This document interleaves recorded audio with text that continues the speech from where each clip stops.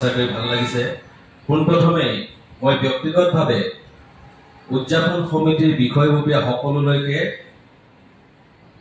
মই সেৱা নিবেদিছো এটা কথাৰ কাৰণে, যোৱাটো বৰ্ষত হৈ যোৱা যিদৰে হিচাপ নিকাচ দাখিল কৰি মই বৰ্তমান পৰ্যন্ত 9খন ৰাসৰ লগত জড়িত হৈ আছো, মই ক'লোৱে নাই পোৱা আৰু নাপাম চাগে ভৱিষ্যতে। আৰু এইটো হোৱাৰ কাৰণে সঁচাকৈ ভাল লাগিছে। যেতিয়া ৰাইজৰ অনুদানেৰে এটা অনুষ্ঠান হয়, নিয়াৰিকৈ হিচাপ নিকাচসমূহ দিয়া হয়, তেতিয়া হয়তো সেইসকল ব্যক্তিয়ে যিসকল ব্যক্তিয়ে আগতে দান বৰঙণি আগবঢ়াইছিলে তেখেতসকলে দিবৰ কাৰণে অকণো দ্বিধাবোধ নকৰে।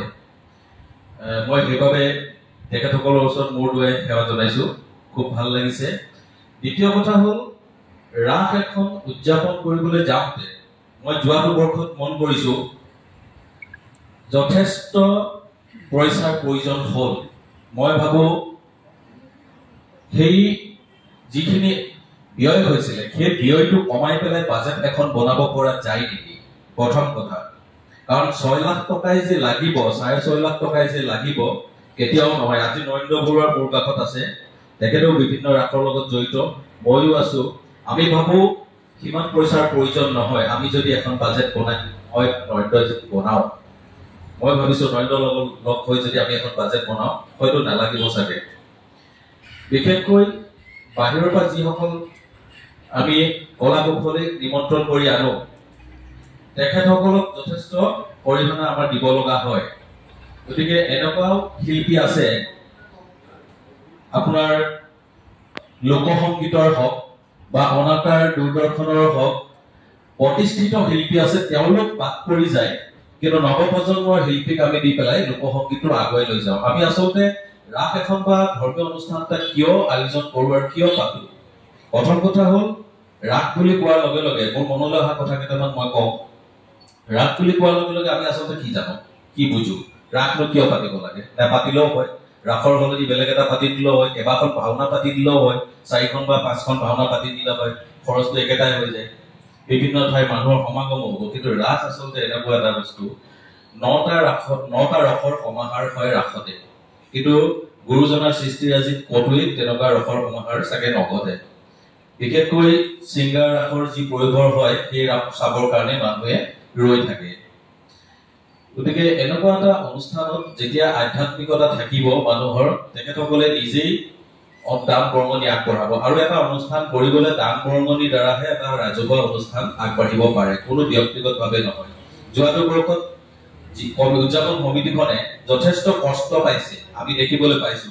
যথেষ্ট কষ্ট পাইছে, কথা পাতিবলৈও সময় নাই, ঘৰো দেখা নাই চাগে কেইবাদিনলৈকে, কি খাইছে কি নকৰিছে নাজানো। কিন্তু তেখেতসকলক আমি ঠিকা দিয়া নিচিনা হৈ গ'ল। আজি সমাজ এখন আছো, আমি সমাজখনে তেখেতসকলক মাত্ৰ দায়িত্বহে অৰ্পণ কৰিছো, তেখেতসকলক ঠিকা লোৱা নাই এখন সমাজৰ যে কৰিবই লাগিব।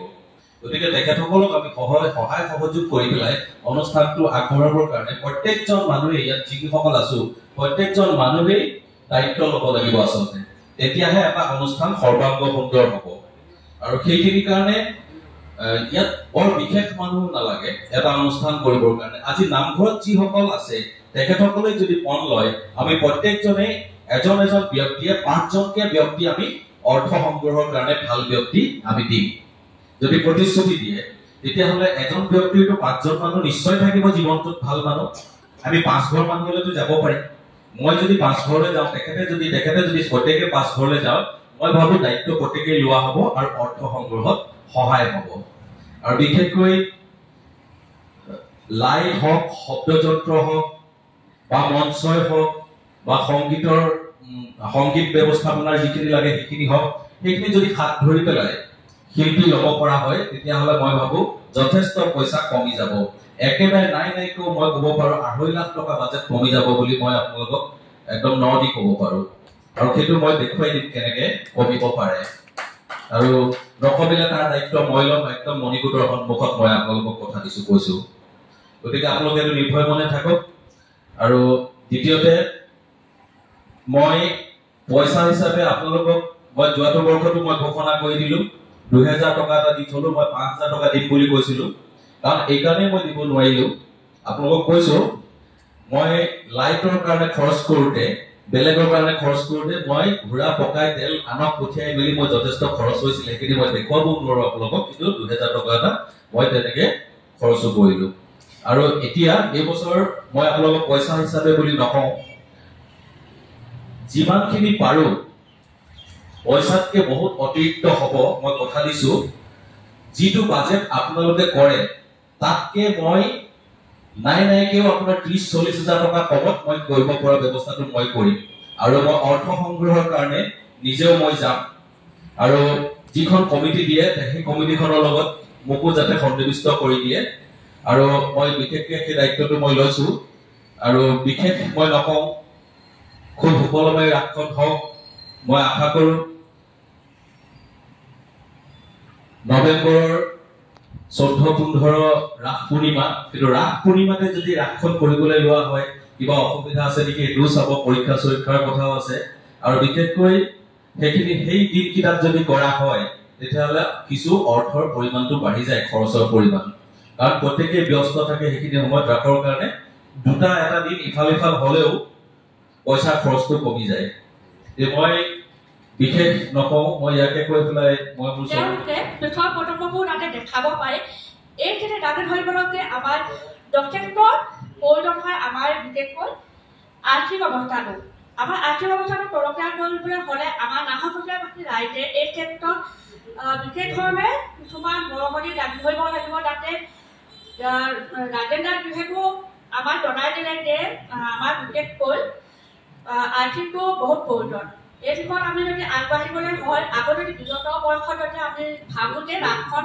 অনুষ্ঠিত হোৱাটো প্ৰয়োজন গতিকে এই ক্ষেত্ৰত আমি যিসকলে উৎসাহ উদ্দীপনাই আগবাঢ়ি আহিছোঁ সকলো সদস্য বা সদস্যাসকলে এই ক্ষেত্ৰত মানে যাতে আমি এটা সুচিন্তাই আগবাঢ়ি যাবলৈ হ'লে অলপমান আমি আমাৰ মনৰ ফালৰ পৰা ভালদৰে যাতে এটা বৰঙণি আগবঢ়াব পাৰোঁ সেই কথাষাৰ যাতে সকলোৱে মনত ৰাখি কাম কৰিলে ভাল হয় বুলি ভাবোঁ মোৰ ফালৰ পৰা যিহেতু তথাপিতো মই চেষ্টা কৰিম যাতে নৱেম্বৰত হ'বলগীয়া ৰাসখনৰ কাৰণে মই তেনেদৰে সহায় সহযোগ আগবাঢ়িব পাৰোঁ তথাপিতো মোৰ ফালৰ পৰা মই এতিয়া বৰ্তমান 2000 টকা বৰঙণি আগবঢ়াম বুলি কৈছোঁ তথাপিতো আগৰবাৰ যেনেকৈ মই ওচৰ চুবুৰীয়াত বা তেনেকৈ টকা সংগ্ৰহ কৰিছিলোঁ মুঠতে আমাৰ হাতত 8000 টকা আমি কৰিছিলে তথাপিতো আমি এটা বাজেট সৃষ্টি কৰিছোঁ যে 10,000 টকা যেনেকৈ জৰিমনা আগবঢ়াম কিন্তু কিছু ৰাইজে পইচা দিবলৈ মানে ইমানেই সংকোচ কৰে মানে আচৰিত লাগে মানে বিশেষকৈ আমাৰ গুৰুজনাৰ মানে অৱদান এটা আগবঢ়াই থৈছে সেই বস্তুটো যাতে আমি কেনেকৈ আগবঢ়াই দিব পাৰি সেইটো খালে